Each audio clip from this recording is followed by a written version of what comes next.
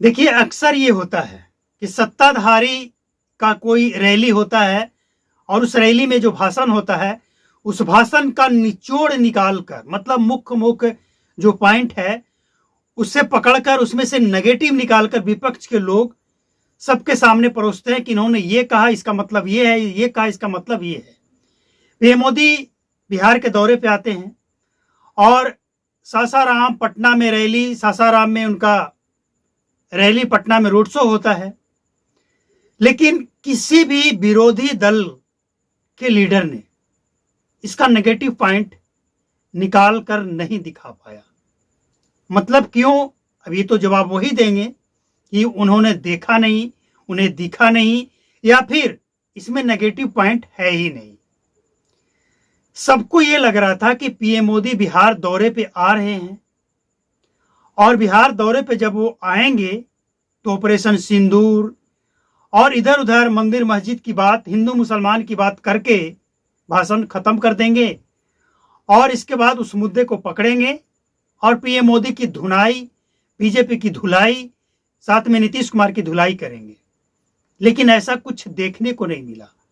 अब पता नहीं नेगेटिव क्यों नहीं निकाल पा रहे हैं, क्या नेगेटिव इसमें है नहीं? तो एक बात स्पष्ट है कि पीएम मोदी का भाषण अगर आप सुनेंगे तो आपको देखने को मिलेगा कि उन्होंने ये तो कहा कि हमने इसी धरती से पाकिस्तान के आतंकवादियों को ललकारा था और चेतावनी दिया था कि कल्पना से भी बड़ा सजा देंगे, वो हमने दिया। ये तो उन्होंने कहा कि सासाराम, जिसमें राम का नाम आता है, प्राण जाए पर वचन न जाए, हमने इसी धरती से जो वचन दिया था उसे पूरा किया।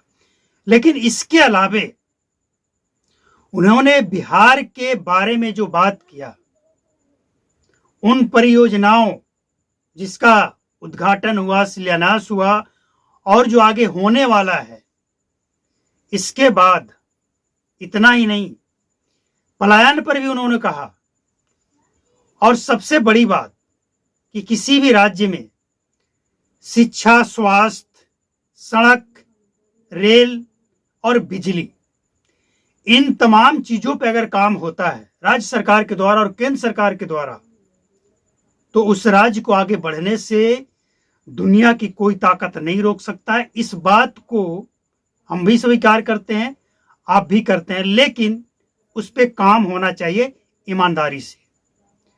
बिहार में हमने यह भी देखा है कि पुल, एक हफ्ते के अंदर कई पुल धराशायी।